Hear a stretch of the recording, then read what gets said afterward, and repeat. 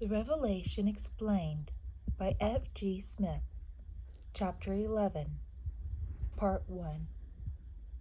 We begin with the Book of Revelation, Chapter 11, verses 1 through 6.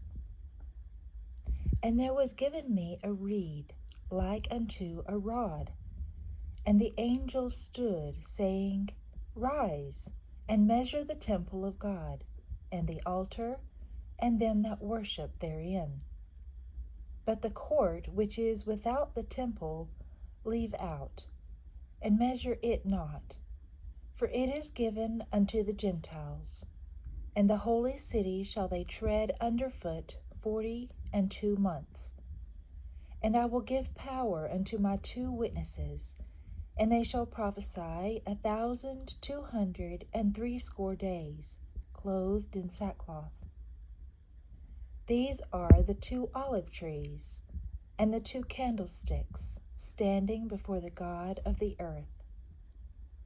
And if any man will hurt them, fire proceedeth out of their mouth, and devoureth their enemies. And if any man will hurt them, he must in this manner be killed. These have power to shut heaven, that it rain not in the days of their prophecy, and have power over waters, to turn them to blood, and to smite the earth with all plagues, as often as they will. We continue now with the commentary. The 2 principal objects of this vision is the city of Jerusalem with its holy temple and worshippers, and 2 witnesses, prophesying for 1,260 days. These are not objects from the natural world. Therefore, we may conclude that we have not here to do with political events, while the character of the symbols point us with certainty to the history of the church. There is a possibility that the speaker here is not the angel of the preceding chapter, for the words in verse 1, and the angel stood, may be an interpolation, which means the insertion of something of a different nature into something else, they being found in very few manuscripts. See the Revised Version and the Emphatic Diaglott, Greek and English. If not, then he must be the angel through whom the revelation was given. Chapter 1, verse 1, and chapter 22, verse 8. Whether the angel is the same as the one in the preceding chapter or not, it is evident that the series of prophecy ends with chapter 10, and that he here introduces a new line of events running over the entire gospel dispensation, in which John, as an active agent in the panoramic vision, still stands as a symbol of the people of God, who, in striking contrast with the blind devotees of an apostate church, are commanded to, quote, measure the temple of God, and the altar, and them that worship therein, end quote. The temple, with its altar and court, and the holy city itself, here used as symbols, are representative of something analogous, and refer to no other than the outward, visible Church of God, with its doctrines and worshippers. Its measurement is designed to show how far it conforms to the true church, while the rod is a symbol of the revealed will of God, by which the measurement is brought as to a true standard. By noticing briefly the arrangement of the temple and the purposes to which the different apartments were put, we shall be able to understand better the design of this vision. The temple proper consisted of 2 apartments.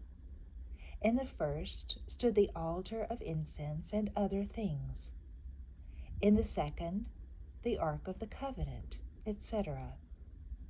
The priests officiated in the first apartment regularly, while into the second went the high priest alone once every year.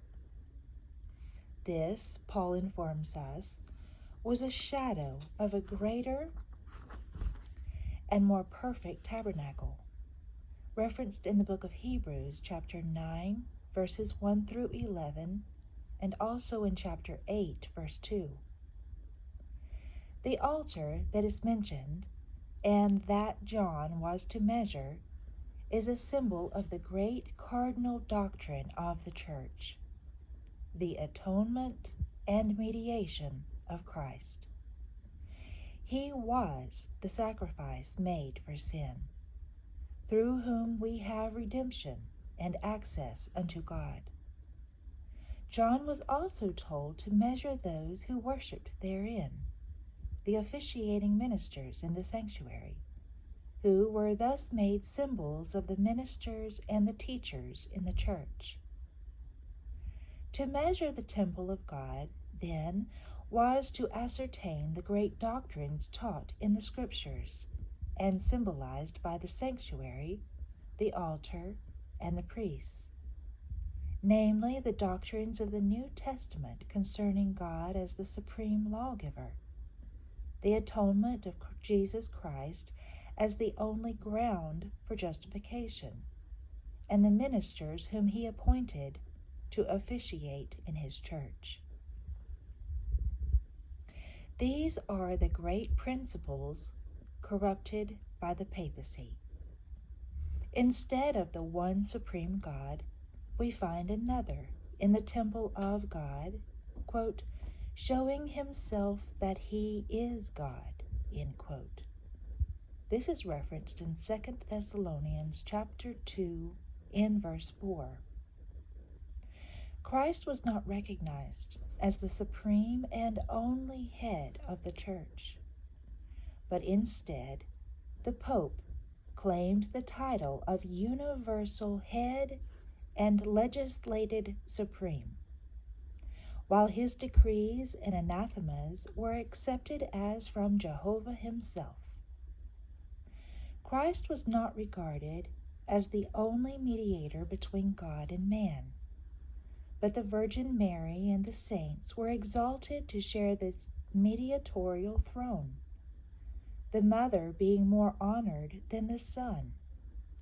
Penance, counting of beads, works of supererogation, which means the performance of more work than duty requires, were believed to be more effectual in obtaining forgiveness of sin than living faith in our only Redeemer.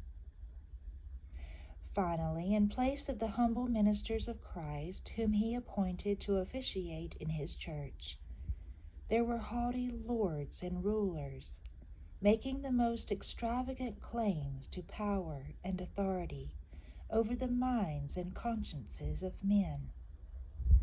The court of the temple was the space outside of the sanctuary, occupied by the congregation, while the worship within was conducted by the priests. John was told to leave this out and measure it not, for it was given to the Gentiles to tread underfoot or profane for the space of 42 months, or 1,260 days. In the estimation of a Jew, the Gentiles were all idolaters and outside of God's covenant favor.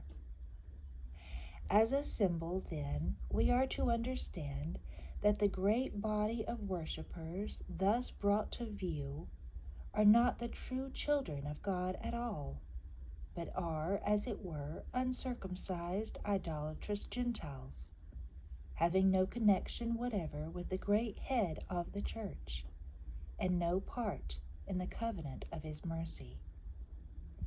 The whole city of Jerusalem was to be given over to this profane multitude, and by them desecrated for 42 months, denoting that this great company of worshippers was to constitute the visible external church during the period specified. It is as though the city of Jerusalem were occupied by the idolatrous heathen, and the Jews driven out as aliens. These Gentiles, then, were to constitute the one great, so-called, universal church, the Church of Rome. This ends part 1.